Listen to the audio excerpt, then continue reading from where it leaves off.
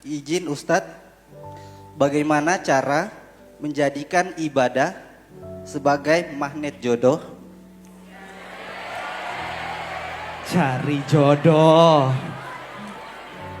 Dan bagaimana cara mencintai seseorang karena Allah?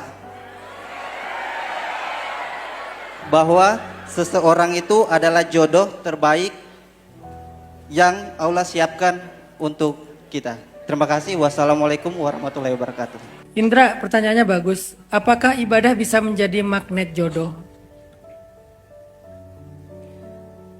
Sebelum saya jawab, saya pengen kalian tahu bahwa jodoh itu adalah takdir tetap.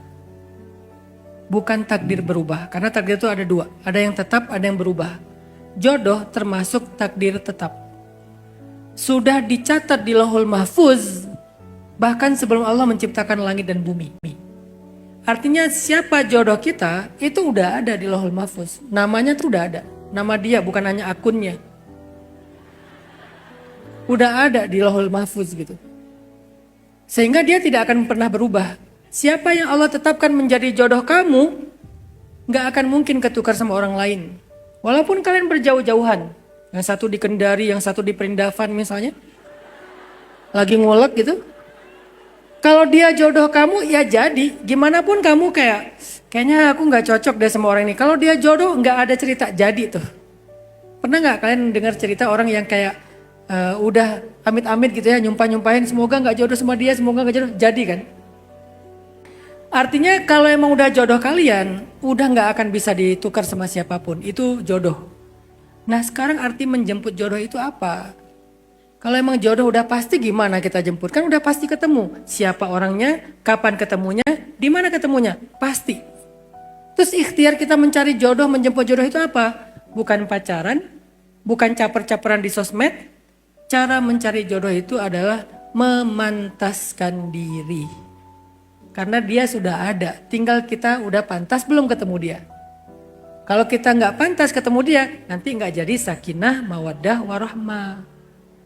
Jadi pilihan kita itu bukan mengganti jodoh, tapi menjemput kebahagiaan ketika ketemu jodoh. Dengan sama-sama mengupgrade diri kita, baik kapasitas ilmu atau akhlak. Kalau cowok mungkin lebih ke tanggung jawab, pekerjaan, karir. Kita siapin semuanya, karena jodoh udah pasti. Once kita ketemu sama dia, kita ketemu dalam keadaan udah siap, udah pantas. Insya Allah baru dapat syarat sakinah, mawaddah, warahmah. Nah jadi apakah ibadah jadi magnet jodoh dalam konteks ini nggak nyambung sebetulnya.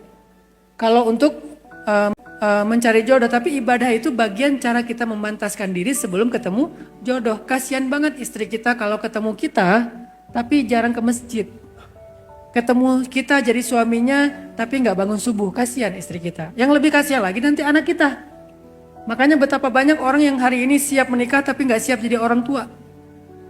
Siap menikah karena mungkin lebih ke masalah ego, nafsu dan segala macam, tapi nggak siap jadi orang tua. Kasihan anaknya. Dia jadi anak dari orang tua yang tidak bertanggung jawab. Belum lagi persiapan emosi kita, mental kita. Masa anak jadi samsak? Masa anak jadi tempat pelampiasan kemarahan kita? Kan gitu kan? Makanya kita pantaskan diri kita.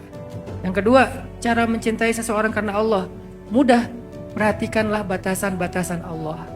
Kalau kamu bilang mencintai karena Allah tapi kamu melanggar batasan Allah, itu namanya munafik. Kalau kamu benar-benar mencintai dia karena Allah, ya udah jangan pacaran. Ya udah jangan pegangan tangan. Ya udah jangan sleep call.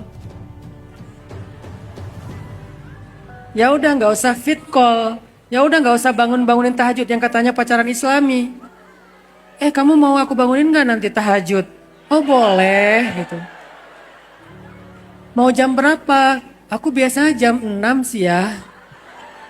Udah mau duha kali ya.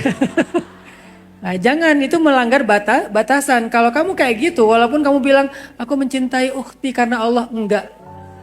Itu namanya manipulatif. Jadi kalau kalian cewek-cewek nih mau menilai cowok mencintai kalian karena Allah atau enggak, coba lihat gimana dia memperlakukan kalian. Kalau dia penuh hormat, menjaga batasan, berarti karena Allah.